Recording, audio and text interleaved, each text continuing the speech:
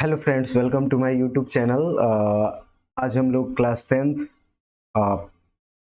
Social science का जो previous year question है 2024 फर्स्ट शिफ्ट का, उसको हम लोग डिस्कस करने वाले हैं। ठीक है, आप यहाँ पे देख सकते हैं।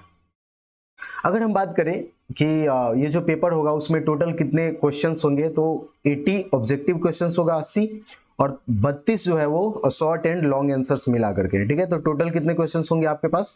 112। और टाइम कितना मिलेगा इस क्वेश्चंस को सॉल्व करने के लिए? ये जितने भी क्वेश्चंस है 112, इसमें क्या है, अथवा वाला भी होगा, मतलब ऑप्शंस वाले भी क्वेश्चंस होंगे। तो अगर टोटल पेपर जो है आप लोग का 80 मार्क्स का होगा, टोटल जो भी फुल मार्क्स है वो कितने का होगा? 80 मार्क्स का। और इसमें इसको सॉल्व करने के लिए आपको कितना टाइम मिलेगा? 2 आवर्स एंड 45 मिनट्स, यानी 2 घंटे और 45 मिनट का टाइम मिलने वाला है। तो आइए इस वीडियो में हम लोग पढ़ेंगे जो 80 ऑब्जेक्टिव क्वेश्चन है, टोटल 80 जो ऑब्जेक्टिव क्वेश्चन है, पहले उसे सॉल्व करेंगे। उसके बाद देखेंगे ये लॉन्ग एंड शॉर्ट आंसर्स में कि कहाँ से ये क्वेश्चन जो है वो पूछा जा रहा है। ठीक है, तो आइए स्टार्ट करते हैं। तो पहला हम लोग का जो क्वेश्चन है दोस्तों, लाइव करने की कोशिश किए थे लेकिन कुछ टेक्निकल इश्यूज आ गया, उसके चलते ये जो हम लोग का लाइव है वो कंप्लीट नहीं हो पाया। तो इसलिए हमने क्या डिसाइड किया कि इसको वीडियो के फॉर्म में अपलोड कर देते हैं, उसके बाद देखा जाएगा लाइव क्लास कैसे कंडक्ट करवाना है। ठीक है, तो पहला जो हम लोग का क्वेश्चन है वो है, यूरोपियन सभ्यता का पालना किसे कहा जाता है? इंग्लिश में बोले तो which is called the cradle of European civilisation. European civilisation का क्रेडल किसे कहा जाता है, किस कंट्री को कहा जाता है? ऑप्शन है आपके पास Greece, Portugal, Poland and England. तो इसका राइट आंसर क्या होगा दोस्तों? इसका राइट आंसर हो जाएगा ग्रीस। ठीक है, ए ऑप्शन ग्रीस इसका राइट आंसर है। हिंदी में बोले तो यूनान। अगर हम बात करें यूनान की, तो इसका जो टाइम पीरियड है, यानी कि जो सिविलाइजेशन था, जैसे इंडस वैली सिविलाइजेशंस की बात करें जो कि भारतीय सभ्यता के बारे में बताता है, उसी तरीके से Mesopotamian civilisation, Egyptian civilisation, Chinese civilisations, in the same manner क्या था, यूरोपियन सिविलाइजेशंस का जो है वो ग्रीस में डेवलप हुआ था। और अगर बात करें ग्रीस की कैपिटल की, तो ग्रीस की कैपिटल कहाँ पे है? एथेंस में है, आपको याद रखना है। ठीक है, अगर हम बात करें ये जो यूनानियन सिविलाइजेशन था, इसका टाइम पीरियड कब से कब तक माना जाता है? तो लगभग 3000 BCE से लेकर के 1100 BCE तक ये जो सिविलाइजेशन था वो फ्लरिश हुआ था। ठीक है, आगे हम बात करें रूस की संसद को कहते हैं। अगर हम बात करें रूस की संसद का नाम क्या है, रूस की संसद को क्या कहते हैं? तो रूस की संसद को दोस्तों कहते हैं क्या? ड्यूमा कहते हैं। क्या कहते हैं? ड्यूमा। और डायट जो है वो किस कंट्री के संसद को कहते हैं? तो वो जापान का जो संसद है उसे डायट बोलते हैं। और संसद किस संसद को कहते हैं? तो संसद भारतीय पार्लियामेंट को, जो भारतीय संसद है उसे संसद बोलते हैं। अगर हम बात करें सीनेट क्या है, तो जैसे आप देखते हो कि हमारे संसद में, यानी कि जो इंडियन पार्लियामेंट है उसमें कितने हाउसेज है? 2 हाउसेज है। कौन सा? एक अपर हाउस है और दूसरा क्या होता है? एक अपर हाउस है और दूसरा क्या है? लोअर हाउस है। तो अपर हाउस को क्या बोलते हैं हम? राज्यसभा बोलते हैं। और लोअर हाउस को क्या बोलते हैं? लोकसभा बोलते हैं। तो उसी तरीके से जो बहुत सारे ऐसे कंट्रीज है, फॉर एग्जांपल आप देखोगे तो यूएसए हो गया, ऑस्ट्रेलिया हो गया, कनाडा हो गया, तो वहां के जो पार्लियामेंट है उसके अपर हाउस को क्या बोलते हैं? तो उसके ऑस्ट्रेलिया, कनाडा और जो ब्रिटेन है उसके ब्रिटेन नहीं, हाँ, उसके अपर हाउसेस को क्या बोलते हैं दोस्तों? तो उसे सीनेट बोलते हैं। ठीक है, नेक्स्ट अगर हम बात करें, नेक्स्ट क्वेश्चन क्या है? नेक्स्ट क्वेश्चन की अगर हम बात करें तो नेक्स्ट क्वेश्चन है दोस्तों, भारतीय कम्युनिस्ट पार्टी की स्थापना कहां हुई थी?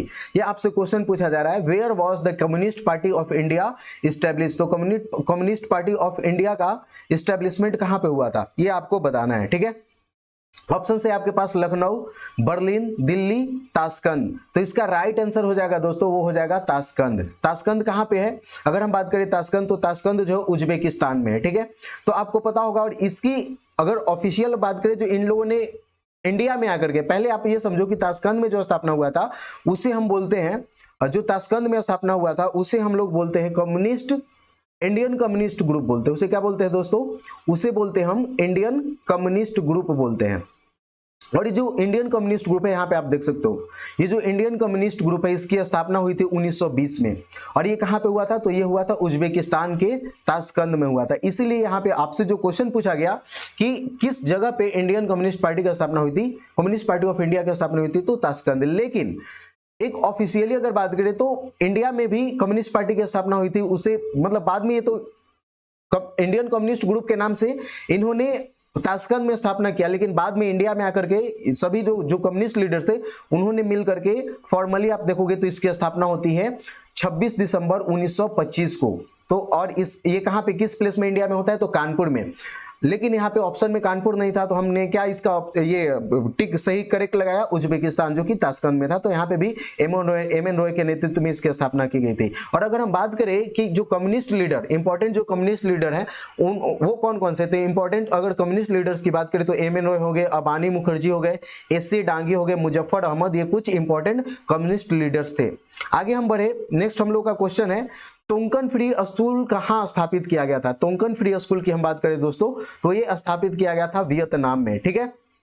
जब वियतनाम में वियतनामी फ्रीडम मूवमेंट चल रहा था तो वियतनाम के लोगों ने 1907 में जो नेशनलिस्ट वियतनामी नेशनलिस्ट पार्टी के जो लोग थे वो लोगों में एजुकेशन अवेयरनेस फैलाने के लिए एजुकेट करने के लिए इन्होंने तोंकन फ्री स्कूल की व्यवस्था की थी और ये बहुत ही सक्सेसफुल रहा था दोस्तों। ये नेशनलिस्ट मूवमेंट को मतलब बहुत जो भी स्टूडेंट इससे निकलते थे उनमें नेशनलिज्म की भावना भरी हुई थी और जो विदेशी ताकतें थी, जो फॉरेन रूलर्स थे, खास करके फ्रांस और बाद में अमेरिका ने भी एंट्री मारा था, तो इन सबको बाहर निकालने के लिए तोंकन फ्री में जो भी पढ़ने वाले और पढ़ाने वाले टीचर्स थे वो वियतनाम को आजाद करने की जो भी है एजुकेशन नॉलेज दिया करते थे। लेकिन बाद में चल करके ये जो तोंकन फ्री स्कूल है वो 1908 में ही क्या कर दिया जाता है, बंद कर दिया जाता है क्योंकि वहां की जो फ्रेंच गवर्नमेंट थी उसको अच्छा नहीं लग रहा था। वो उसे लगा कि ज्यादा दिन तक अगर ये लोगों को एजुकेट करते रहेंगे तो क्या हो जाएगा, फिर फ्रांस को वियतनाम में रूल करना मुश्किल हो जाएगा, इसीलिए उन्होंने बंद कर दिया था। तो इसका राइट आंसर क्या हो जाएगा, वियतनाम हो जाएगा, ठीक है।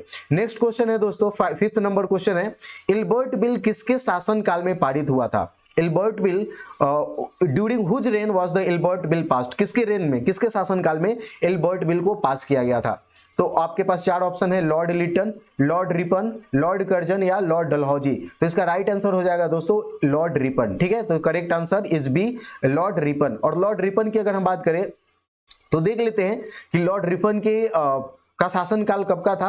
सभी जितने भी इंपॉर्टेंट जो भी आपका नाम दिया गया है उसको पढ़ लेते हैं। तो देखो अगर हम बात करें लॉर्ड लिटन की तो ऑप्शन में था ना लॉर्ड लिटन, देखो आप यहाँ पे देख सकते हो कि लॉर्ड लिटन है, लॉर्ड डलहौजी है और लॉर्ड कर्जन और लॉर्ड रिपन है। तो सबके बारे में बारी बारी से थोड़ा थोड़ा जो इंपॉर्टेंट इंफॉर्मेशन है जितने भी वायसराय और गवर्नर जनरल थे उनके बारे में पढ़ लेते हैं। तो देखो करे क्या लॉर्ड लिटन, तो लॉर्ड लिटन का शासनकाल कब से कब तक था, यानी कि इन्होंने ये जो लॉर्ड लिटन है वो इंडिया में कब से कब तक रहा, तो 1876 से लेकर के 1880 के बीच में, और ये इंडिया का वायसराय था। And it is also known as the most infamous viceroy of India.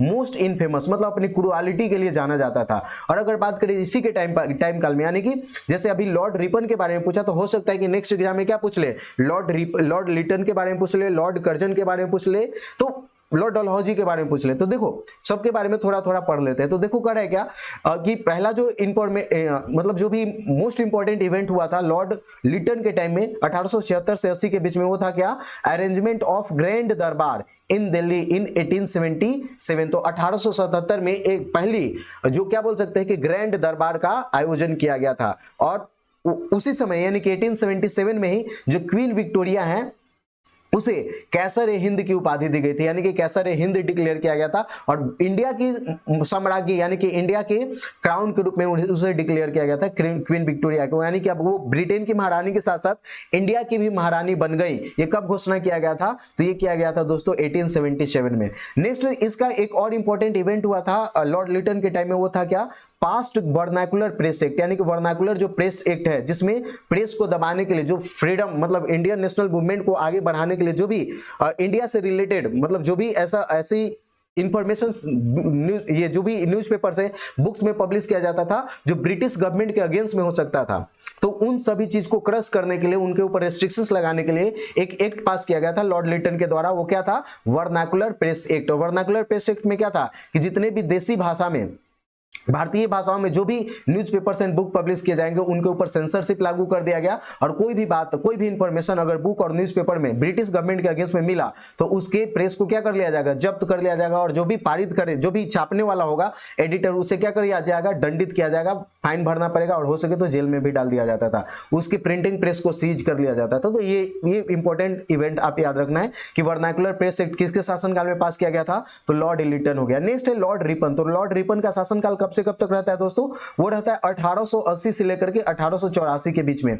और इसने क्या क्या मेन जो भी काम है वो इंडिया में रहते हुए किया। तो उन्होंने आप देखोगे कि लॉर्ड रिपन के शासनकाल में ही क्या किया गया था कि जो वर्नाकुलर प्रेस एक्ट जो लॉर्ड लिटन ने पास किया था, इसको इन्होंने क्या कर दिया, रिपील कर दिया। रिपील करने का मतलब क्या होता है, खत्म कर देना, ओके, निरस्त कर देना। नेक्स्ट है resolution of local self government. तो इंडिया में आज जो लोकल सेल्फ गवर्नमेंट देखते हो, पंचायती राज, म्यूनिसिपैलिटीज, तो इसका कॉन्सेप्ट कहां से कब स्टार्ट हुआ था, तो आप देखोगे 1882 में ही स्टार्ट इसकी की गई थी पहली बार। लोकल सेल्फ गवर्नमेंट के बारे में लॉर्ड रिपन ने बात किया था। नेक्स्ट अगर हम देखें, एक और इंपॉर्टेंट चीज है, वो क्या है, appointment of Hunter commission for education. तो एजुकेशन के लिए लॉर्ड रिपन ने क्या अपॉइंट किया था, हंटर कमीशन की ये अपॉइंटमेंट किया था। हंटर कमीशन जो है इंडिया में एजुकेशन का क्या कंडीशन है, उसे कैसे सुधारा जा सकता है, इन सब चीज के बारे में ये लॉर्ड रिपन ने काम किया था। नेक्स्ट है अपॉइंटमेंट किया था हंटर कमीशन का।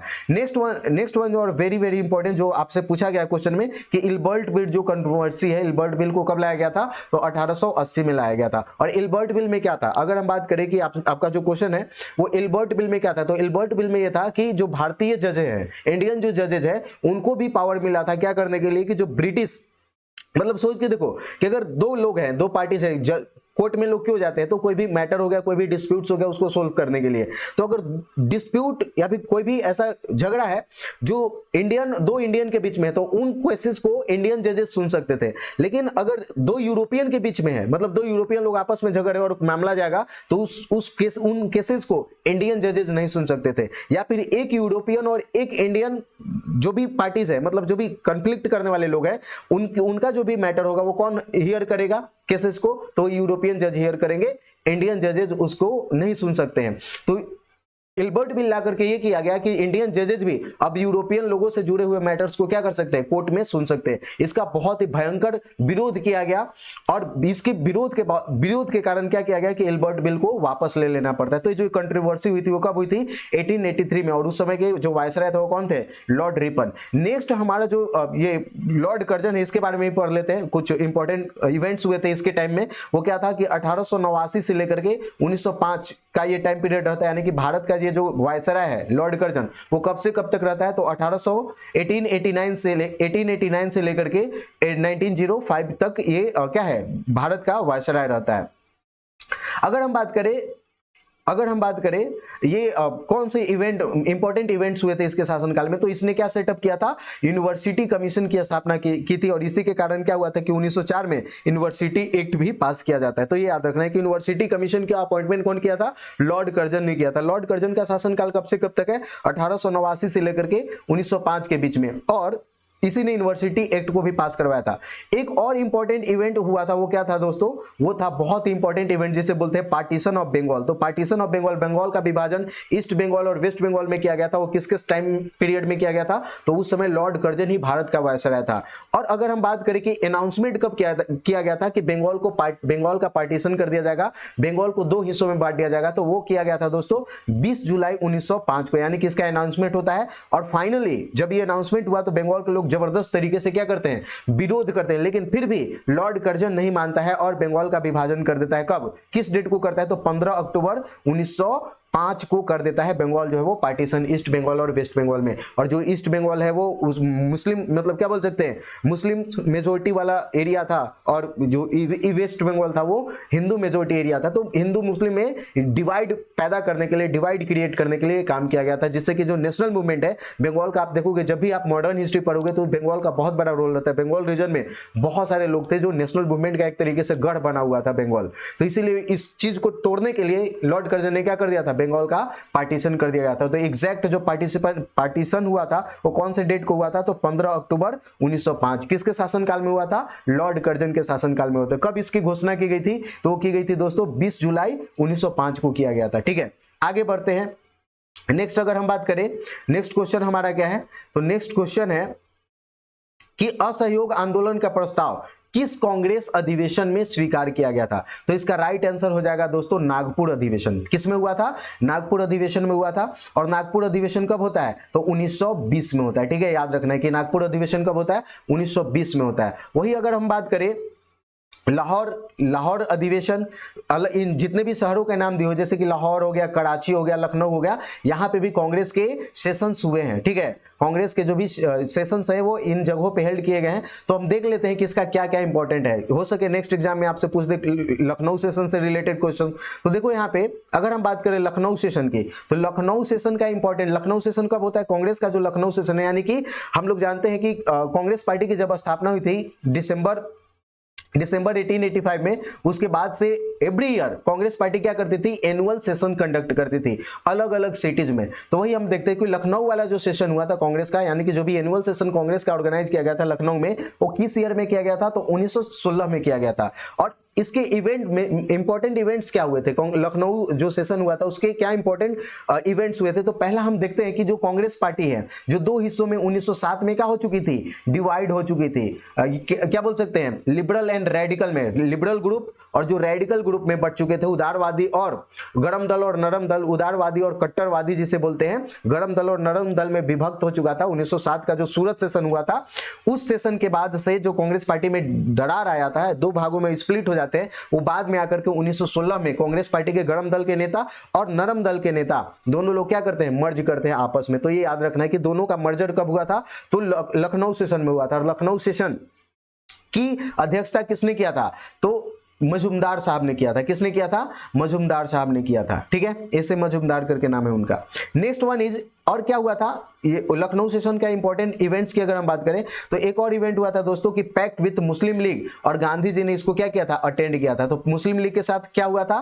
कांग्रेस पार्टी का पैक्ट हुआ था, यानी कि दोनों लोगों के बीच में, यानी कि मुस्लिम लीग और कांग्रेस पार्टी के बीच में समझौता हुआ था कि आगे चल करके हमें क्या करना है, किस तरीके से नेशनल मूवमेंट को हम बढ़ा सकते हैं, इंडिया को इंडिपेंडेंस दिलाने के लिए। इसका इंपॉर्टेंट ये इवेंट, ये लखनऊ सेशन का एक और बात से क्या बोल सकते हैं कि इंपॉर्टेंट प्लेस है, वो है कि गांधी जी ने इस सेशन को क्या किया था? अटेंड किया था। इससे पहले गांधी जी कहां थे? गांधी जी का अराइवल इंडिया में कब होता है? तो 9 जनवरी, गांधी जी का अराइवल कब होता है? 9 जनवरी 1915 को गांधी जी अफ्रीका से क्या करते हैं? इंडिया वापस लौटते हैं। और इंडिया आने के बाद 1916 में जब कांग्रेस का अधिवेशन होता है लखनऊ में, तो इसको गांधी जी अटेंड करते हैं। और यहीं पे 1900 लखनऊ वाला ही सेशन था जहां पे बिहार से राजकुमार शुक्ल जो है वो लखनऊ सेशन में गांधी जी से मिलते हैं और बोलते हैं कि देखिए मेरे यहाँ पे 3 कट्ठिया सिस्टम है और नील की खेती जबरदस्ती करवाई जाती है 20 कट्ठे में 3 कट्ठे पे, और ये इशू है वो बहुत ही सीवियर इशू है, बहुत ही इंपॉर्टेंट इशू है, जिसमें किसानों के साथ बहुत ज्यादती हो रहा है, उसका जो भी लैंड है वो बैरन हो जा रहा है, बंजर हो जा रहा है। तो इसका प्रॉब्लम को आपका आकर के सॉल्व कीजिए। और गांधी जी प्रॉमिस करते हैं कि ठीक है हम क्या है आएंगे। और इसी से 1917 में गांधी जो है वो क्या करते हैं? बिहार में आते हैं और आने के बाद चंपारण मूवमेंट करते हैं। और ये जो चंपारण मूवमेंट 1917 वाला है वो क्या है? गांधी जी का पहला सक्सेसफुल इंडिया में ये मूवमेंट होता है। ठीक है, आगे बढ़े। लाहौर सेशन कब होता है दोस्तों? कांग्रेस का जो लाहौर सेशन है वो होता है 1929 में। और इसका इंपॉर्टेंट इवेंट की बात करें, आप ये जितने भी इंपॉर्टेंट पॉइंट्स है ना, इसको कॉपी में नोट डाउन करते चलिएगा और याद करते चलिएगा। हो सके नेक्स्ट एग्जाम में ये जितने भी पॉइंट्स हैं उससे क्वेश्चंस बनेंगे। ठीक है, अब देखो लाहौर सेशन की बात करें तो लाहौर सेशन कब होता है? 1929 में। और इसका क्या इंपॉर्टेंट प्लेस है इंडियन हिस्ट्री में? तो इसी सेशन में कांग्रेस पार्टी ने पूर्ण स्वराज का रिजोल्यूशन पास किया था कि हमने अब क्या क्या चाहिए? डोमिनियन स्टेटस नहीं चाहिए। जैसे आप पहले देखोगे तो एक होम रूल मूवमेंट चलता था। होम रूल मूवमेंट के बारे में पढ़ोगे कि होम रूल मूवमेंट जो है साउथ इंडिया और नॉर्थ इंडिया में एनी बेसेंट शुरू करती हैं, और पूना और महाराष्ट्र वाला जो रीजन है वहां पे ये तिलक, बाल गंगाधर तिलक जो है वो होम रूल मूवमेंट को लीड करते हैं। और होम रूल मूवमेंट जो 1916 में स्टार्ट हुआ था, इसका मेन मोटिव क्या था? तो इसका मेन मोटिव था कि भारत को क्या मिले? स्वायत्तता मिले, थोड़ा शासन करने के लिए। यानी कि इंडिया का जो मालिक कौन रहेगा? ब्रिटिश रहेगा। इंडिया जो है वो ब्रिटिश के अंडर में ही रहेगा, लेकिन इंडियन लोगों को, भारतीय लोगों को भारत में क्या करने का मौका मिले? शासन करने का मौका मिले एक लिमिटेड बेसिस पे। तो ये होम रूल मूवमेंट का मेन ऑब्जेक्टिव था। लेकिन आगे चल करके जब 1929 का टाइम पीरियड आता है तो कांग्रेस पार्टी जो है वो अपने लाहौर सेशन में रिजोल्यूशन पास करते हैं कि अब हमें ये डोमिनियन स्टेटस, यानी कि सिर्फ स्वायत्तता नहीं, हमें क्या चाहिए? पूर्ण स्वराज चाहिए, यानी कि कंप्लीट इंडिपेंडेंस चाहिए। अब हमें बात से उलझाने की कोशिश न की जाए कि ऐसा ना कि थोड़ा सा दे दिए और आप लोग रूल करते रहो और इंडिया का मालिक ब्रिटिश ही रहे, ऐसा नहीं है। ब्रिटिश को इंडिया छोड़ करके जाना पड़ेगा, इसीलिए एक रिजोल्यूशन पास किया गया था पूर्ण स्वराज का। आगे देखोगे इस ये जो सेशन था इसकी अध्यक्षता किसने किया था, तो पंडित जवाहरलाल नेहरू ने किया था। और एक और बहुत ही इंपॉर्टेंट इवेंट हुआ था इसमें दोस्तों, वो था क्या कि इसमें एक रिजोल्यूशन ये भी पास हुआ था, प्लेज लिया गया था कि हम लोग हर साल क्या करेंगे, इंडिपेंडेंस डे सेलिब्रेट करेंगे। भले इंडिया क्या है आजाद नहीं हुआ है, लेकिन फिर भी प्रत्येक वर्ष 26 जनवरी को क्या करेंगे हम लोग, इंडिपेंडेंस डे सेलिब्रेट करेंगे। और ये स्टार्ट कब से हुआ था, 26 जनवरी 1930 से। और इसीलिए आप देखोगे कि जब भारतीय संविधान 26 नवंबर 1949 को बन करके रेडी हो जाता है, तो ये जो 26 जनवरी नेक्स्ट दूसरे मंथ में आने वाला था, इसी चीज को रोक करके रख दिया जाता है कि एक काम करते हो, जो हमने 1930 में 26 जनवरी को इंडिपेंडेंस डे सेलिब्रेट करते आ रहे हैं, उसी को एक मेमोरेबल इवेंट के रूप में हम लोग क्या करेंगे, मनाएंगे हर साल। और इसीलिए हम लोग 26 जनवरी 1950 को भारतीय संविधान को ये क्या किया गया था, इंप्लीमेंट किया गया था, लागू किया गया था। ये सबसे बड़ा रीजन था। नेक्स्ट हमारा है दोस्तों कराची सेशन। तो कराची सेशन की बात करें तो कराची सेशन हुआ था 1931 में, ठीक है। अब आगे देखते हैं नेक्स्ट हमारा क्वेश्चन क्या है। बहुत ही डिटेल्ड एक्सप्लेनेशंस हैं, आप अगर एक बार दो बार वीडियो को देख लीजिएगा, नोट डाउन कर लीजिएगा पॉइंट आउट करके सारी चीजों को, तो बहुत ही हेल्प मिलने वाला है आपको एग्जाम में। नेक्स्ट क्वेश्चन है हमारा 7 नंबर क्वेश्चन कि मुद्रण का प्रारंभ किस देश में हुआ था। अगर हम बात करें मुद्रण की, तो मुद्रण प्रिंटिंग का स्टार्ट कहां पे हुआ था, किस देश में हुआ था, in which country did printing start. तो अगर इसका राइट आंसर क्या हो जाएगा दोस्तों, चाइना हो जाएगा, ठीक है। चाइना में पहली बार प्रिंटिंग की स्टार्टिंग होती है। नेक्स्ट है इंडिपेंडेंस का प्रकाशन किसने किया था। अगर हम बात करें जो इंडिपेंडेंस है न्यूज़पेपर, इसका प्रकाशन किसने किया था, तो इसका राइट आंसर हो जाएगा दोस्तों मोतीलाल नेहरू, ठीक है। अगर हम देखें और भी जो भी ऑप्शंस में आपके नाम दिए हुए हैं, फॉर एग्जाम्पल अगर हम देखें एनी बेसेंट का ऑप्शंस में आपका नाम दिया हुआ है, तो एनी बेसेंट क्या करती थी, एनी बेसेंट कौन से न्यूज़पेपर्स बुक्स लिखी हैं, मोतीलाल नेहरू ने कौन सा बुक लिखा है, मार्टिन लूथर किंग ने क्या कोई न्यूज़पेपर या फिर बुक पब्लिश किया है, महात्मा गांधी जी के बारे में, गांधी जी भी न्यूज़पेपर पब्लिश करते थे, बुक्स पब्लिश किए हुए हैं, तो उनके बारे में देख लेते हैं, इंपॉर्टेंट पॉइंट है, ठीक है।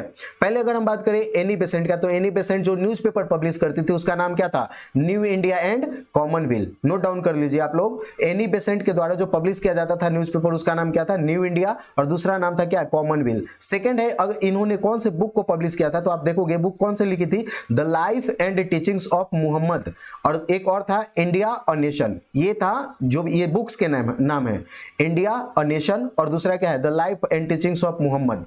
नेक्स्ट है न्यूज़पेपर्स की बात करें तो न्यू इंडिया एंड कॉमनवेल्थ था, ये एनी बेसेंट का है। अगर हम बात करें मोतीलाल नेहरू का, तो मोतीलाल नेहरू जो है वो द इंडिपेंडेंस करके एक न्यूज़पेपर पब्लिश करते थे, और एक इसका पब्लिशिंग ईयर क्या है, तो 1919 है। अब मोतीलाल नेहरू के बारे में, बुक्स के बारे में उतना इंफॉर्मेशन नहीं है। नेक्स्ट है एम एन रॉय, एक और न्यूज़पेपर वीकली पब्लिश किया जाता था जिसका नाम क्या था, द इंडिपेंडेंट। तो ये है द इंडिपेंडेंस और दूसरा क्या है, द इंडिपेंडेंट। तो याद रखना है आप लोगों को, इंडिपेंडेंस सीई वाला होगा तो किससे, मोतीलाल नेहरू, और द इंडिपेंडेंट होगा एनटी होगा तो क्या हो जाएगा, एम एन रॉय हो जाएगा, आपको याद रखना। और ये एम एन रॉय कब पब्लिश करते थे द इंडिपेंडेंट को, तो 1930 में करते थे। वही अगर बात करें गांधी जी का, तो गांधी जी भी न्यूज़पेपर पब्लिश करते थे, तो इनके न्यूज़पेपर का नाम क्या था, तो ये था यंग इंडिया, हरिजन, इंडियन ओपिनियन, ये कुछ न्यूज़पेपर्स के नाम है। अगर बुक्स की बात करें गांधी जी का, तो कौन कौन से बुक ये पब्लिश करते थे, the story of my experiment with truth, और ये क्या था इनका, हिज ऑटोबायोग्राफी, इनका क्या है, आत्मकथा है। तो याद रखना कि what is the name of the autobiography of Mahatma Gandhi, तब क्या हो जाएगा, ये the experiment, the story of my experiment with truth, सत्य का प्रयोग जिसे बोलते हैं। अगर हम बात करें और भी बुक इन्होंने लिखा था जिसका नाम है हिंद स्वराज, की टू हेल्थ।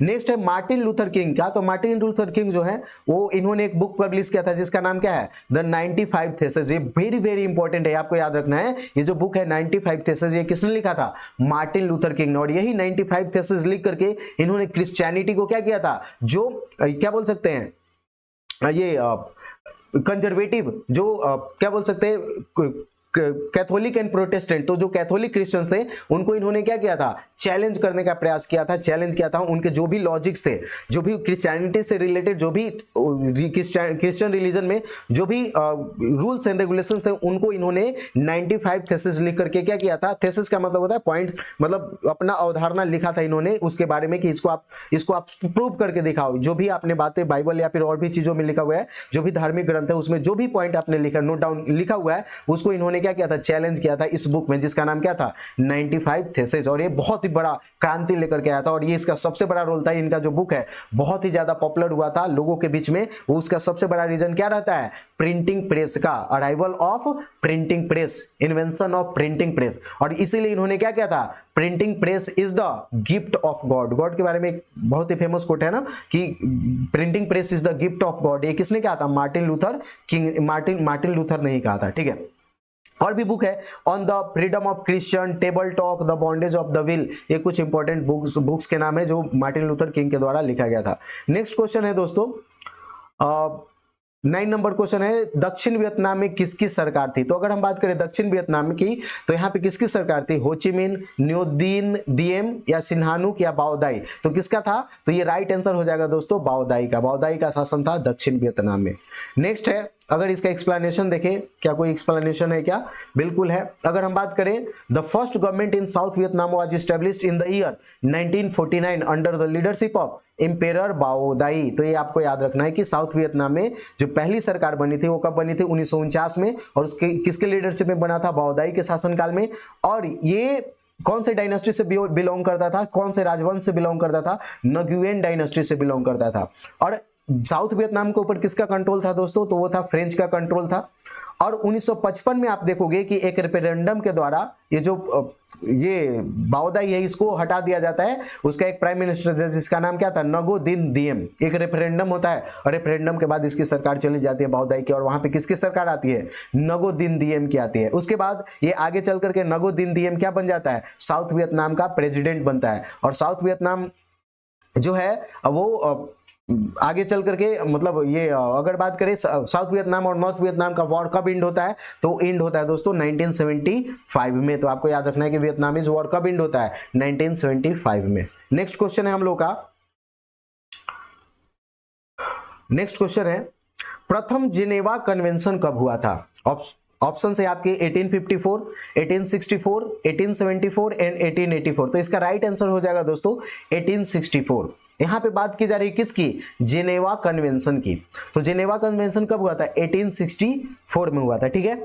और एक चीज आपको यह समझना है कि एक होता है जेनेवा कन्वेंशन और दूसरा है जेनेवा कॉन्फ्रेंस। तो जेनेवा कॉन्फ्रेंस जो हुआ था दोस्तों वो 1854 में हुआ था, जिसमें नॉर्थ वियतनाम को 2 हिस्सों में बांट दिया गया था, north Vietnam and south Vietnam. तो दोनों के डिफरेंस को समझना है कि कन्वेंशन और ये कॉन्फ्रेंस में क्या डिफरेंस है। तो यहाँ पे आप देख सकते हैं कन्वेंशन और कॉन्फ्रेंस की अगर हम बात करें तो आप देख सकते हो कि फर्स्ट जेनेवा जो कन्वेंशन था वो कब हुआ था, तो 22 अगस्त 1864 को हुआ था। और ये कहाँ पे हुआ था, जेनेवा में। और जेनेवा कहाँ पे, कौन से कंट्री में है, स्विट्जरलैंड में। ये भी आपको याद रखना है कि जो जेनेवा कंट्री है, जेनेवा जो सिटी है वो कहाँ पे, कौन से कंट्री में, स्विट्जरलैंड में है। और जेनेवा पहला जो जेनेवा कन्वेंशन हुआ था वो कहाँ पे हुआ था, ये जेनेवा में ही हुआ था। और ये कब हुआ था, तो 22 अगस्त 1864 को हुआ था, ठीक है। It is a type of international treaty. और ये समझने वाली बात है कि what is the difference between Geneva conference and Geneva convention. तो जेनेवा कन्वेंशन की अगर बात करें तो कन्वेंशन का मतलब एक तरीके का ट्रीटी है जिसमें बहुत सारे कंट्रीज एक जगह इकट्ठा होंगे, किसी पर्टिकुलर इशू के ऊपर डिस्कस करेंगे और सब लोग एग्री करेगा कि हम इस बात को आगे से क्या करेंगे, फॉलो करेंगे अपने यहाँ। और ये देखो जो पहला जो जेनेवा कन्वेंशन हुआ था ये किस मैटर के ऊपर हुआ था और किसके लीडरशिप में हुआ था, ये भी समझने वाली बात है। तो देखो कर है क्या कि जो पहला जेनेवा कन्वेंशन हुआ था ये हुआ था हेनरी ड्यूनेंट के नेतृत्व में हुआ था। यानी कि किसने शुरुआत की थी इसकी, Henry Dunant. And you know who is Henry Dunant, Henry Dunant जो है ये फाउंडर है किसके, रेड क्रॉस सोसाइटी के। यानी कि रेड क्रॉस के संस्थापक कौन है, हेनरी ड्यूनेंट।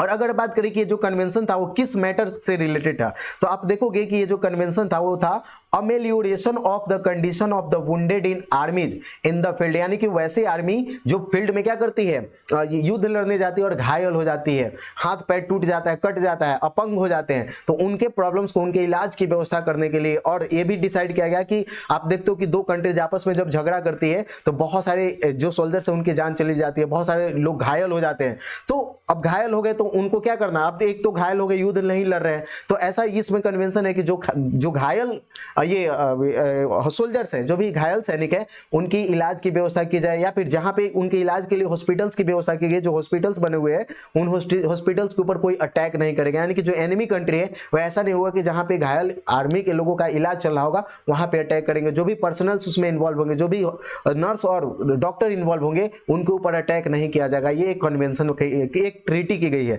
और इस चीज को सभी लोग मानते हैं, जितने भी कंट्रीज जिसके सिग्नेटरीज है, जो भी साइन किया है। तो जब कभी दो कंट्रीज के बीच में युद्ध होगा तो हॉस्पिटल्स के ऊपर अटैक नहीं किया जाता। ये किसमें है, जेनेवा कन्वेंशन में है, ठीक है। तो जेनेवा कन्वेंशन कब हुआ था, 1864 में। अब अगर बात करें जेनेवा कॉन्फ्रेंस क्या है, तो कॉन्फ्रेंस की अगर बात करें दोस्तों तो क्या करा है, ये एक स्पेसिफिक इंटरनेशनल मीटिंग होता है जिसमें पॉलिटिकल और डिप्लोमेटिक इश्यूज को क्या किया जाता है, डिस्कस किया जाता है। और अगर बात करें जेनेवा कॉन्फ्रेंस का, इसका एक बेस्ट एग्जांपल क्या है, 1954 का, और इसका एम क्या था, to resolve the conflict of in Indochina. तो इंडो चाइना में जो भी झगड़े चल रहे थे उनको सॉल्व करने के लिए 1954 में जेनेवा कॉन्फ्रेंस ये क्या बोलते हैं, ऑर्गेनाइज किया गया था 1954, जिसमें क्रिएशन हुआ नॉर्थ वियतनाम और साउथ वियतनाम का क्रिएशन होता है। नेक्स्ट क्वेश्चन है दोस्तों, अगर हम नेक्स्ट क्वेश्चन देखें तो नेक्स्ट क्वेश्चन है हमारा, किस कानून के विरोध में जलियांवाला बाग में सभा का आयोजन हुआ था। तो अगर हम बात करें, ऑप्शन है हमारे पास इल्बर्ट बिल, क्या इल्बर्ट बिल के विरोध में जलियांवाला बाग में सभा का आयोजन किया गया था, या फिर Rowlatt act, vernacular press act, या साइमन कमीशन के विरोध में। तो इसका राइट आंसर हो जाएगा दोस्तों रॉलेट एक्ट। तो रॉलेट एक्ट आपको पता है कब आया था, 1919 में आया था। रॉलेट एक्ट कब आया था दोस्तों, 1919 में आया था रॉलेट एक्ट। और रॉलेट एक्ट के विरोध में एक सभा का आयोजन किया जाता है, कहां पे, ये जलियांवाला बाग में। और इसीलिए वहां पे आकर के आप देखोगे कि जलियांवाला बाग वाला मैसेकर है, जो ये जनरल डायर है वो आर्मी के साथ आती है, और जो भी एक एंट्रेंस होता है, मतलब एक बाउंड्री होती है, बाउंड्री में सभी लोग उसमें अपना, बैसाखी का दिन था तो बहुत सारे लोग मेला ऑर्गेनाइज किया गया था उस बाउंड्री में, उस कैंपस में, और साथ ही साथ कुछ लोग अपना मीटिंग करने के लिए भी, इसका विरोध करने के लिए भी वहां पे एकत्रित थे। तो जनरल डायर वो क्या करता है कि सभी के ऊपर अंधाधुंध फायरिंग करवा करके, और जो मासूम लोग हैं उनकी जान चली जाती है। तो ये कब हुआ था, एग्जैक्ट डेट अगर बात करें जलियांवाला बाग हत्याकांड कब हुआ था, तो ये 13 अप्रैल 1919 को होता है। और ये किसके विरोध में किया गया था, तो रॉलेट एक्ट के विरोध में किया गया था, ठीक है। नेक्स्ट क्वेश्चन है हमारा, इटली का एकीकरण कब पूर्ण हुआ। तो इटली का unification of Italy, when was the unification of Italy completed. तो यूनिफिकेशन ऑफ इटली की बात करें तो ये कब कंप्लीट होता है दोस्तों, 1871 में कंप्लीट होता है, ठीक है। 1871 में यूनिफिकेशन ऑफ इटली कंप्लीट होता है। नेक्स्ट अगर हम देखें और ये कैसे कंप्लीट होता है, यूनिफिकेशन ऑफ इटली की बात करें तो यूनिफिकेशन ऑफ इटली कैसे कंप्लीट होता है दोस्तों, with the capture of Rome. हम लोग देखते हैं कि और भी जो भी प्रोविंसेस थे, सार्डिनिया पिडमोंट के नेतृत्व में सारी चीजें की जा रही थी, तो और भी जितने भी प्रोविंसेस थे उसका यूनिफिकेशन हो चुका था, लेकिन एक रोम ही था जिसके ऊपर पोप का शासन चल रहा था और उसको सपोर्ट अदर कंट्रीज कर रहे थे। तो इसीलिए जो पोप है वो बचा हुआ था, उसका अलग कंट्री के तौर पे था, तो इसीलिए यूनिफिकेशन ऑफ इटली पॉसिबल नहीं हो रहा था। तो बाद में जो सार्डिनिया पिडमोंट के रूलर है वो क्या कर देता है, अचानक से अटैक करके और रोम को अपने कब्जे में ले लेता है, और बाद में रोम को इटली का कैपिटल भी डिक्लेयर कर दिया जाता है। तो ये जो काम है वो कब पूरा हुआ, 1871 में। नेक्स्ट क्वेश्चन है हम लोग का, लुइस फिलिप किस देश का शासक था। आपको बताना है लुइस फिलिप जो है वो किस देश का शासक था। तो अगर हम देखें तो लुइस फिलिप जो था वो फ्रांस का शासक था। अगर डिटेल्ड एक्सप्लेनेशन की बात करें लुइस फिलिप से रिलेटेड, तो आप यहाँ पे देख सकते हो कि लुइस फिलिप था वो कहाँ का रूलर था, फ्रांस का रूलर था। और ये कब से कब तक शासन किया, तो 1830 से लेकर के 1848 तक ये फ्रांस के ऊपर शासन करता है।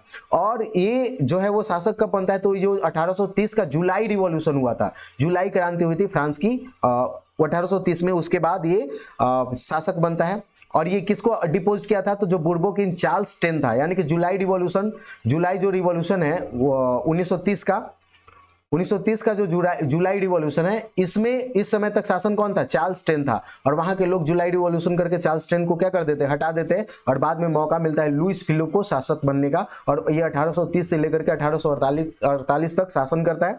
उसके बाद आप देखोगे कि 1848 में भी एक और रिवॉल्यूशन होता है जिसे क्या बोलते हैं हम? फेब्रुवरी रिवॉल्यूशन भी बोलते हैं। और जिसके कारण लुईस फिलिप को क्या करना पड़ता है? भागना पड़ता है। अपना गद्दी को छोड़ करके कहां भाग जाता है? ये इंग्लैंड भागता है। और इस तरीके से वहां पे मोनार्की का अंत होता है। और फिर से सेकेंड टाइम फ्रांस क्या बनता है? एक रिपब्लिक कंट्री बनता है, एक डेमोक्रेटिक कंट्री बनता है 1848 की क्रांति के बाद। ठीक है, तो 1848 की जो क्रांति हुई थी 1848 की, उस समय उसका रूलर कौन था? तो वो था लुईस फिलिप। नेक्स्ट क्वेश्चन है हम लोग का दोस्तों, वो है अंतरराष्ट्रीय महिला दिवस की घोषणा किस वर्ष में की गई थी? तो इंटरनेशनल वीमेंस डे का जो अनाउंसमेंट है वो किया गया था 1975 में किया गया था। कब किया गया था दोस्तों? 1975 में इंटरनेशनल वीमेंस डे की क्या बोल सकते हैं हम, ये घोषणा की गई थी। और ये कब किया गया था? 8 मार्च 1975 को। इसीलिए हम लोग क्या करते हैं? Every year we celebrate women's day on 8 March. ठीक है, नेक्स्ट क्वेश्चन है हम लोग का, what is the next question? Next question is, Bharat विश्व व्यापार संगठन का सदस्य कब बना? तो अगर हम देखें, भारत विश्व व्यापार संगठन का सदस्य बनता है 1995 में। और 1995 में, इससे पहले गैट चलता था, एक दूसरा वर्ल्ड ट्रेड को कंट्रोल करने के लिए एक ऑर्गेनाइजेशन था जिसे हम क्या बोलते हैं? गैट बोलते हैं। क्या बोलते हैं दोस्तों? गैट बोलते हैं। तो ये आपको याद रखना है कि जो गैट की स्थापना हुई थी वो कब हुआ था? और इंडिया जो है ना वो स्टार्टिंग में ही आप देखें तो इंडिया जो है वो इसका मेंबर कब से है? तो 1 जनवरी 1995 से है। ठीक है, और अगर बात करें इससे पहले क्या था? WTO बनने से पहले, यानी कि वर्ल्ड ट्रेड ऑर्गेनाइजेशन बनने से पहले इसे क्या बोलते थे? गैट बोलते थे। गैट का फुल फॉर्म क्या होता है? तो general agreement on tariffs and trade. तो ये भी आपको याद रखना है कि गैट का फुल फॉर्म क्या होता है? General agreements on tariffs and trade. और ये कब बना था? ये जो ऑर्गेनाइजेशन है वर्ल्ड ट्रेड को कंट्रोल करने के लिए, ये जो गैट ऑर्गेनाइजेशन है कब बना था? तो 8 जुलाई 1948 को बना था। तो 8 जुलाई 1948 से लेकर के 1 जनवरी 1995 तक ये ऑर्गेनाइजेशन काम करता है। बाद में गैट का नाम चेंज करके क्या कर दिया जाता है? WTO कर दिया जाता है। और WTO की अगर हम बात करें दोस्तों तो हेडक्वार्टर कहां पे है? WTO की वर्ल्ड ट्रेड ऑर्गेनाइजेशन का हेडक्वार्टर कहां पे है? तो आपको याद रखना है जेनेवा में है। और जेनेवा कहां पे है? कौन से कंट्री में है? स्विट्जरलैंड में है। और इसी के साथ साथ एक और ऑर्गेनाइजेशन है जिसे क्या बोलते हैं हम? WHO बोलते हैं। क्या बोलते हैं दोस्तों? WHO बोलते हैं। तो WHO का भी हेडक्वार्टर कहां पे है? तो आप देखोगे कि जेनेवा स्विट्जरलैंड में ही। तो ये आपको याद रखना है, WTO एंड WHO ये दोनों ऑर्गेनाइजेशन का हेडक्वार्टर कहां पे है? जेनेवा में। और जेनेवा कौन से कंट्री में है? स्विट्जरलैंड में है। ठीक है, तो WTO का पहले क्या नाम था? तो गैट था। क्या था? GATT. What is the full form of GATT? General agreement on tariffs and trade. Next question हम लोग आगे देखते हैं, what is the next question?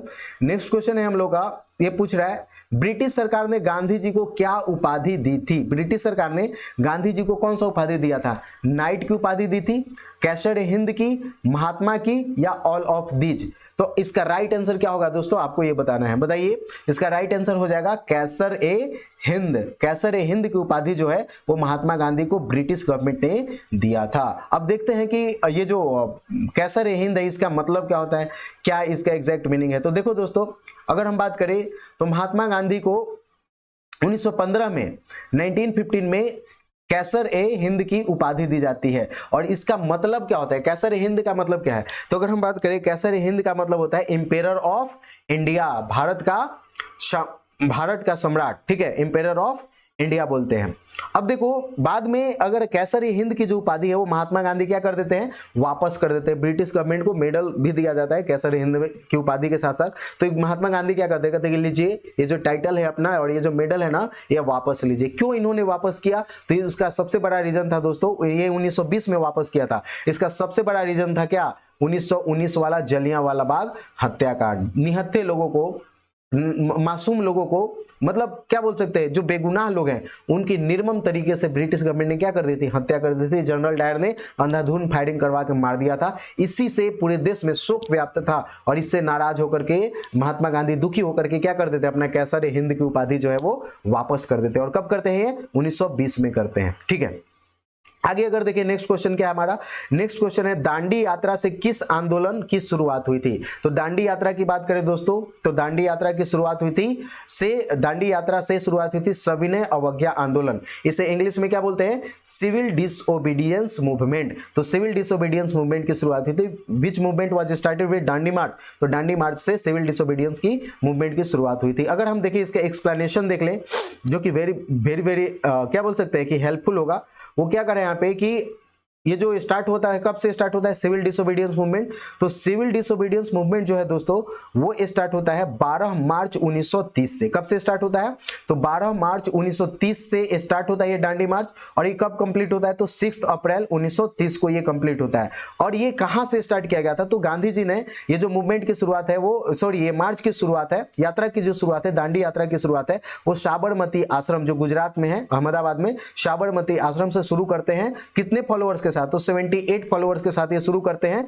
और कितने माइल्स ये वॉक करते हैं, कितना माइल्स पैदल चलते हैं, तो 240 माइल्स पैदल चलते हैं। और कोस्टल विलेज जो है वो दांडी, वहां पे पहुंच करके किसको ब्रेक करते हैं, तो सॉल्ट लॉ को, या जो नमक कानून था उसको ये क्या करते हैं, तोड़ते हैं। और यहीं से क्या शुरू हो जाता है, सिविल डिसओबीडियंस मूवमेंट की शुरुआत हो जाती है 1930 में। ठीक है, इंग्लिश में से हिंदी में इसे सविनय अवज्ञा आंदोलन कहते हैं।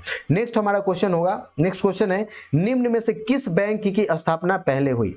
ये आप देख सकते हो ऑप्शन में, निम्न में से किस बैंक की स्थापना पहले हुई। ऑप्शन है आपका Punjab national bank, central bank of India, Indian bank या बैंक ऑफ इंडिया। तो इसका राइट आंसर क्या हो जाएगा दोस्तों, इसका राइट आंसर हो जाएगा Punjab national bank. Punjab national bank इसका करेक्ट आंसर होगा। क्यों करेक्ट होगा, तो इसको देख लेते हैं। तो देखो अगर हम बात करें पंजाब नेशनल बैंक की, तो पंजाब नेशनल बैंक की स्थापना कब हुई थी दोस्तों, तो पंजाब नेशनल बैंक की स्थापना होती है 1894 में।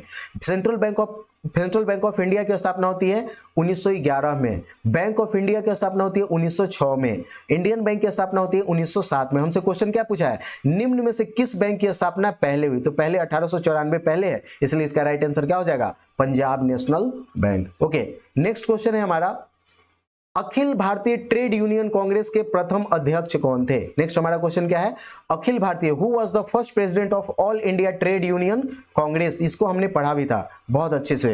तो देखो कर है क्या कि इसका राइट ऑप्शंस क्या है आपके पास, बाल गंगाधर तिलक, लाला लाजपत राय, सुभाष चंद्र बोस, गोपाल कृष्ण गोखले। आपको बताना है इसका राइट आंसर क्या है। तो इसका करेक्ट आंसर हो जाएगा दोस्तों लाला लाजपत राय। लाला लाजपत राय क्यों होगा, तो इसका एक्सप्लेनेशन देख लेते हैं। देखो पहले तो ये पता करते हैं कि all India Trade Union Congress की स्थापना कब हुई थी। तो देखो ये जो all India Trade Union Congress है इसे शॉर्ट में AITUC भी बोलते हैं। और इसका स्थापना होता है 31 अक्टूबर 31 अक्टूबर 1920 को। और कहां पे होता है, तो बॉम्बे में होता है, याद रखना है आपको। All India Trade Union Congress की स्थापना को होती है 31 अक्टूबर 1920 बॉम्बे में। और इसकी जो फर्स्ट प्रेसिडेंट रहते हैं वो कौन रहते हैं, लाला लाजपत राय, जिनको लाठियों से मार करके क्या कर दिया था, ब्रिटिश पुलिस ने हत्या कर दी थी, बहुत मार मारा था। और क्यों मारा था लाला लाजपत राय को लाठी से, क्योंकि उन्होंने क्या कर रहे थे, ये क्या कर रहे थे, साइमन कमीशन का विरोध कर रहे थे। तो यह भी याद रखना है कि कौन से भारतीय नेता को लाठियों से पीट पीट करके मार दिया गया था, तो वो थे लाला लाजपत राय। बेचारे को सर पे चोट लग गया था और वो क्या बोलते हैं, बहुत ब्लड निकला था और इनकी जान चली गई थी लाला लाजपत राय का। ठीक है, तो ये पहले क्या बनते हैं, प्रेसिडेंट बनते हैं। नेक्स्ट है हमारा, नेक्स्ट क्वेश्चन है दिस ऑर्गेनाइजेशन, और ये जो all India Trade Union Congress था इसको क्यों बनाया गया था, तो इसके पीछे रीजन है। इसका ये जो ऑर्गेनाइजेशन था ना, एक बहुत ही महत्वपूर्ण भूमिका निभाया था। किस चीज में, ऑर्गेनाइजिंग लेबर मूवमेंट्स, मतलब जो भी मजदूर ये क्या बोल सकते हैं आंदोलन थे उसको ऑर्गेनाइज करने का काम, यानी मजदूरों को एकत्रित करके आवाज उठाने के लिए जो ऑर्गेनाइजेशन है, ये जो संगठन है वो प्रेरित करती थी। साथ ही साथ advocating for workers rights during the struggle for independence, यानी कि जब इंडिपेंडेंस मूवमेंट चल रहा था तो वर्कर्स के, यानी कि जो भी कामगार है, मजदूर है, उनके अधिकारों की ये बात करता था। कौन सा organisation, All India Trade Union Congress. कब स्थापना हुई थी, 31 अक्टूबर 1920 को हुआ था। अच्छा, ये कमेंट बॉक्स में बताना है आपको कि 31 अक्टूबर क्यों इंपॉर्टेंट है, 31 अक्टूबर का इंपॉर्टेंस क्या है, 31 अक्टूबर को कौन सा डे हम लोग सेलिब्रेट करते हैं, ये आपको कमेंट बॉक्स में कमेंट करके बताना है, लिखना है कि कौन से डे को सेलिब्रेट करते हैं 31 अक्टूबर को। ठीक है, नेक्स्ट हम लोग का क्वेश्चन है, देख लेते हैं। नेक्स्ट क्वेश्चन है क्वेश्चन नंबर 20। क्वेश्चन नंबर 20 है ऑल इंडिया मुस्लिम लीग की स्थापना कब हुई? ऑल इंडिया मुस्लिम लीग की स्थापना कब हुई? ऑप्शन है 1902, 1906, 1912, 1911। विच when was the all India Muslim league established? बताइए। इसका राइट आंसर हो जाएगा दोस्तों 1906। 1906 में ऑल इंडिया मुस्लिम लीग की स्थापना होती है। देख लेते हैं इसका डिटेल्ड एक्सप्लेनेशन किसने एस्टेब्लिश किया था, साथ ही साथ इसका क्या इंपॉर्टेंस है। तो देखो दोस्तों, all India Muslim league was established on 30 दिसंबर 1906 इन ढाका। तो कहां पे इसका एस्टेब्लिशमेंट होता है ऑल इंडिया मुस्लिम लीग का? तो ये इसकी स्थापना होती है ढाका में। और ढाका कहां पे है आज? बांग्लादेश। बांग्लादेश का क्या है ये? आज राजधानी है। पहले क्या था? ईस्ट बंगाल में था। ठीक है, बंगाल का पार्टीशन हो जाता है 1905 में। उसके बाद आप देखोगे कि मुस्लिम लीडर्स का जो सरगर्मी है वो ढाका में बढ़ जाती है और यहीं पे मुस्लिम लीग का स्थापना होता है 30 दिसंबर 1906 को।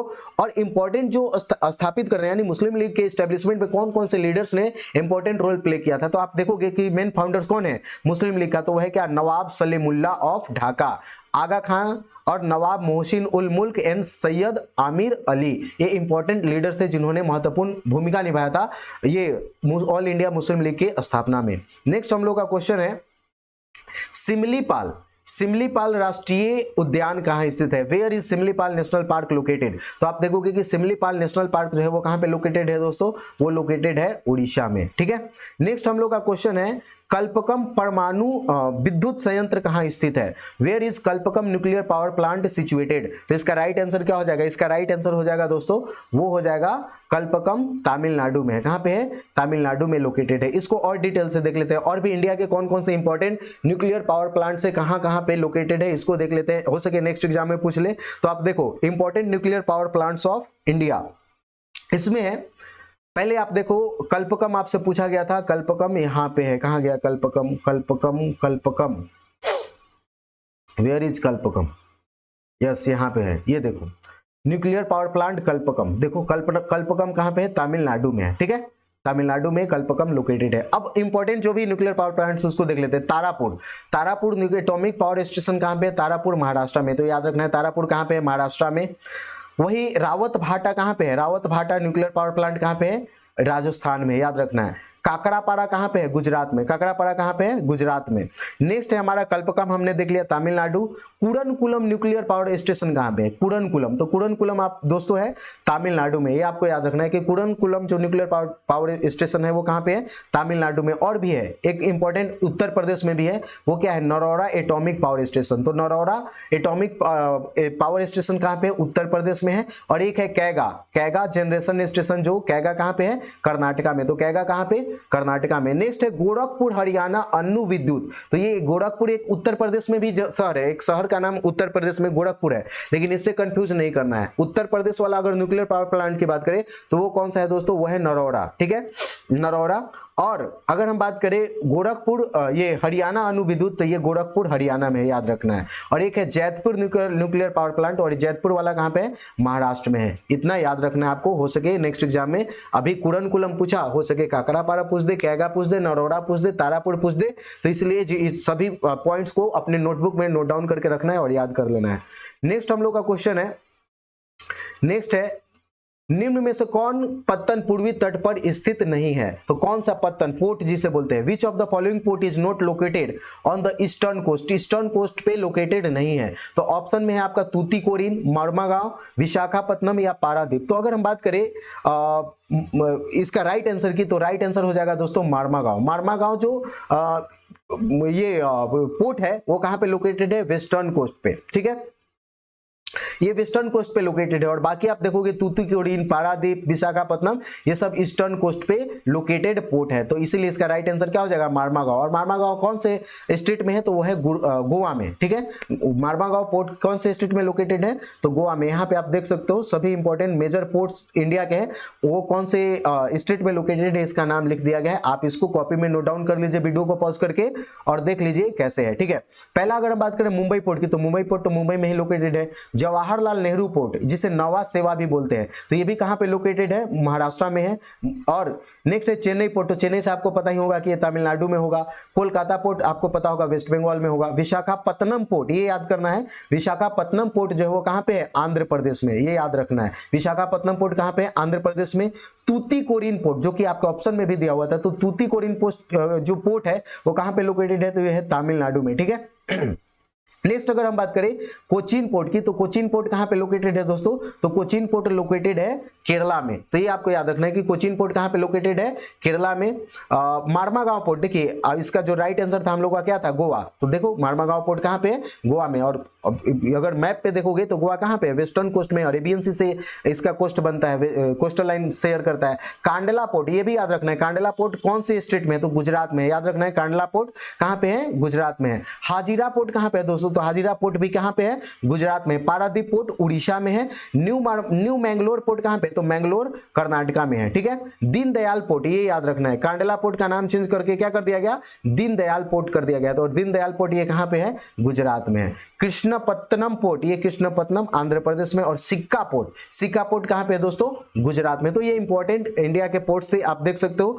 अगर ये इस मैप में भी आप देख करके समझ सकते हैं कि ये क्या है, अरेबियन सी वाला पार्ट है, और ये वे ऑफ बंगाल वाला पार्ट है, तो इसे क्या बोलेंगे, वेस्टर्न कोस्ट बोलेंगे। और ये क्या है, ईस्टर्न कोस्ट है। तो देखो, तो गोवा कहां पे शेयर करता है, वेस्टर्न कोस्ट से बाउंड्री शेयर करता है, वेस्टर्न कोस्टल अरेबियन से, इसलिए राइट आंसर क्या हो जाएगा, मर्मागांव पोर्ट गोवा हो जाएगा, ठीक है। नेक्स्ट हम लोग का क्वेश्चन है, निम्न में से कौन मृदा निर्माण का कारक है। मृदा निर्माण का कारक मतलब कौन से ऐसे, विच of the following is a factor of soil formation, यानी कि सॉइल फॉर्मेशन में कौन कौन से फैक्टर काम करते हैं। तो देखो क्लाइमेट, क्या क्लाइमेट के कारण सॉइल फॉर्मेशन के ऊपर इंपैक्ट पड़ता है, वेजिटेशन या रॉक्स, या फिर ऑल ऑफ दिस। तो इसका राइट आंसर क्या होगा, इसका राइट आंसर हो जाएगा दोस्तों all of this, okay. Next हम बात करें, औस प्रकार है, औस किसका प्रकार है, औस इज अ टाइप ऑफ, औस किसका प्रकार है, तो आप देखो व्हीट का, राइस का, मेज का या मिलेट का। तो इसका करेक्ट आंसर हो जाएगा राइस, क्या हो जाएगा, राइस। और आप देखोगे कि 3 सीजन्स में 3 टाइप होते हैं राइस के, कौन सा, औस, बोडो एंड अमन, औस, बोडो एंड अमन, ये सब राइस के टाइप है। यानी कि एक साल में 3 राइस की खेती की जाती है, एक होता है औस वाला, एक अमन वाला, एक अमन सीजन में, एक औस सीजन में, एक बोडो सीजन होता है राइस का, ठीक है।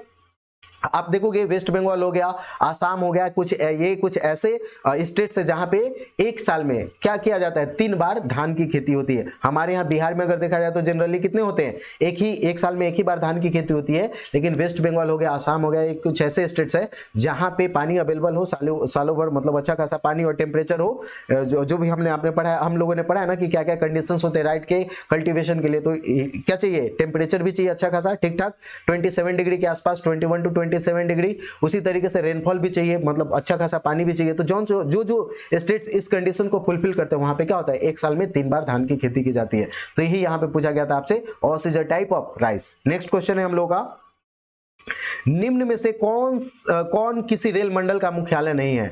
Which of the following is not the headquarter of any railway zone? तो इसका राइट आंसर क्या हो जाएगा, इसका राइट आंसर हो जाएगा दोस्तों इंदौर। बिलासपुर भी है, हाजीपुर भी है और कोलकाता। और ये हाजीपुर क्या है, ईस्ट सेंट्रल रेलवे का ECR, हम लोग का जो पटना, भोजपुर, बक्सर वाला जो रेलवे जोन है वो कौन सा है, ECR में आता है। और ECR यानी ईस्ट सेंट्रल रेलवे का जो मुख्यालय है वो कहाँ पे है, हाजीपुर में। कोलकाता भी है, बिलासपुर भी है। तो इसका राइट आंसर क्या हो जाएगा, इंदौर। इंदौर कोई रेलवे का हेडक्वार्टर, रेलवे जोन का हेडक्वार्टर नहीं है, ठीक है। नेक्स्ट क्वेश्चन हमसे पूछा है 27 नंबर क्वेश्चन, निम्न में से कौन विशेष आर्थिक क्षेत्र पश्चिम बंगाल में है। Which of the following special economic zone is in West Bengal.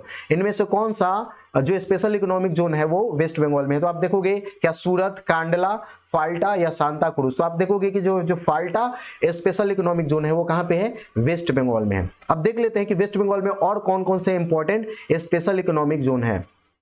तो आप देखोगे दोस्तों, स्पेशल इकोनॉमिक जोन की बात करें, नेम्स ऑफ ये यहाँ पे हमने रेलवे हेडक्वार्टर्स क्या लिख दिया, आप लोग चाहें तो नोट डाउन करके, या फिर आपके बुक में भी, ज्योग्राफी के बुक में भी दिया हुआ है, तो आप देख सकते हैं। यहाँ पे नोट डाउन कर लीजिए वीडियो को पॉज करके। जैसे कि एक न्यू दिल्ली में है north north railway, northern railway का, सदर्न रेलवे का चेन्नई में, वेस्टर्न रेलवे का मुंबई में, और ईस्टर्न रेलवे का कहाँ पे हेडक्वार्टर, कोलकाता में है। उसी तरीके से कोलकाता में एक और है साउथ ईस्टर्न रेलवे का, और सेंट्रल रेलवे मुंबई में है, और नॉर्थ ईस्ट फ्रंटियर रेलवे का हेडक्वार्टर का गुवाहाटी में है, नॉर्थ सेंट्रल रेलवे एनसीआर का इलाहाबाद में है, और साउथ सेंट्रल रेलवे का सिकंदराबाद में है, और वेस्टर्न सेंट्रल रेलवे का जबलपुर में है, और सदर्न वेस्टर्न रेलवे का हुबली में है, और कुमारी खल रेलवे का कहाँ पे है, मैसूरू में है। तो ये इंपॉर्टेंट रेलवे हेडक्वार्टर्स के नाम है।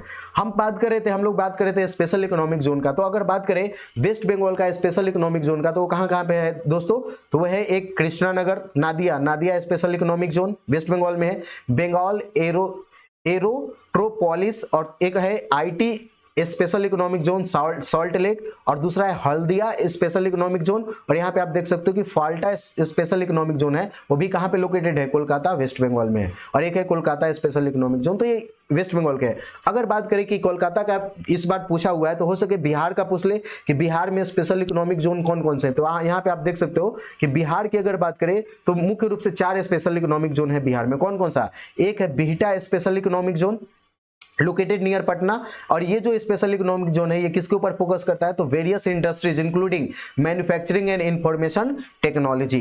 नेक्स्ट है हमारा अरियालूर स्पेशल इकोनॉमिक जोन, ये सिचुएटेड कहाँ पे, भोजपुर डिस्ट्रिक्ट में है, और ये जो स्पेशल इकोनॉमिक जोन है वो प्रमोट करता है टेक्सटाइल और गारमेंट मैन्युफैक्चरिंग का। नेक्स्ट हमारा जो बिहार का स्पेशल इकोनॉमिक जोन है वो कौन सा है, मिथिला स्पेशल इकोनॉमिक जोन, जहां पे मधुबनी डिस्ट्रिक्ट में लोकेटेड है, और इसका मेन जो मुख्य इसका उद्देश्य है, इंटेंशन है, वो क्या है, support of various sectors including handicrafts and textiles, और कुशेश्वर स्थान स्पेशल इकोनॉमिक जोन। कुशेश्वर स्थान, जब हम लोग ये सिलेबस अपना पढ़ रहे थे ज्योग्राफी में, तो उसमें हमने देखा था कुशेश्वर स्थान जो है वो बहुत बार चर्चा में रहा है। तो कुशेश्वर स्थान स्पेशल इकोनॉमिक जोन जो है वो दरभंगा डिस्ट्रिक्ट में आता है, और ये प्रमोट करता है agriculture and food processing industries को। नेक्स्ट हम लोग का क्वेश्चन है दोस्तों, नेक्स्ट क्वेश्चन क्या, 30 क्वेश्चन कंप्लीट करेंगे, उसके बाद 30 से नेक्स्ट जो क्वेश्चन होगा हम लोग आगे के वीडियोस में कंप्लीट करने वाले हैं। नेक्स्ट 28 नंबर क्वेश्चन है कि दक्षिण भारत की सबसे बड़ी नदी घाटी परियोजना कौन सी है, which is the biggest river valley project of south India. तो इसका राइट आंसर हो जाएगा तुंगभद्रा। तुंगभद्रा जो है वो कृष्णा रिवर की क्या है, ट्रिब्यूटरी है, जिसके ऊपर क्या किया गया, साउथ इंडिया का biggest river valley project develop किया गया है। 29 नंबर क्वेश्चन है, भारत में रेडियो का प्रसारण किसके द्वारा शुरू किया गया था, radio club of Delhi, radio club of Kolkata, radio club Akashvani, या रेडियो क्लब ऑफ बॉम्बे। तो इसका राइट आंसर हो जाएगा D, radio club of Bombay. आप देखोगे कि 1929 में नहीं, अगर रेडियो क्लब ऑफ बॉम्बे की बात करें तो हम देखें रेडियो क्लब ऑफ बॉम्बे, इसकी शुरुआत होती है 1923 में। कब होती है, in India radio broadcasting was started by radio club of Bombay in 1923, याद रखना है ईयर। और बाद में आगे चल करके इंडियन ब्रॉडकास्टिंग सिस्टम बनाया जाता है, स्टार्ट किया जाता है कब, 1930 में। और यही जो इंडियन ब्रॉडकास्टिंग सिस्टम है, इसका नाम चेंज करके क्या कर दिया जाता है, ऑल इंडिया रेडियो कर दिया जाता है। कब कर दिया जाता है दोस्तों, 1936 में। ठीक है, नेक्स्ट हम लोग का क्वेश्चन है क्वेश्चन नंबर 30। क्वेश्चन नंबर 30 है, पर्यावरण संरक्षण हेतु विश्व का पहला विश्व शिखर सम्मेलन कब आयोजित हुआ। ऑप्शन है आपके पास 1972, 1985, 1995 या 1992। तो इसका राइट आंसर हो जाएगा दोस्तों 1972 को। ठीक है, इसका डिटेल्ड एक्सप्लेनेशन अगर देखना है तो आप देख सकते हो, the first world summit for environmental protection officially known as United Nations conference on human environment was held on 5 June 5 to 16 June 1972। इसीलिए हम लोग every year we celebrate the world environment day on 5 June. क्यों, क्योंकि पहली बार environment से related जो summit हुआ था वो 5 जून से स्टार्ट हुआ था, 16 जून तक चला था 1972 में। तो इसका राइट आंसर क्या हो जाएगा, 1972 और 5 जून से स्टार्ट हुआ था। ठीक है, और कहां पे हुआ था दोस्तों, तो ये हुआ था स्टॉकहोम, और स्टॉकहोम कौन से कंट्री में लोकेटेड है, तो ये है स्वीडन में। ठीक है, नेक्स्ट 30 क्वेश्चंस हम लोगों ने कंप्लीट कर दिया है। बाकी के जो क्वेश्चंस हैं 31 से लेकर के 80 के बीच में, उसको नेक्स्ट क्लास में कंप्लीट करेंगे, और कोशिश करेंगे कि लाइव ही रखें सेशंस को। कुछ टेक्निकल इश्यूज आ गया, इसी के चलते लाइव कंप्लीट नहीं हो पाया। ठीक है, तो मिलते हैं नेक्स्ट वीडियो में फ्रेंड्स, तब तक के लिए धन्यवाद, टेक केयर।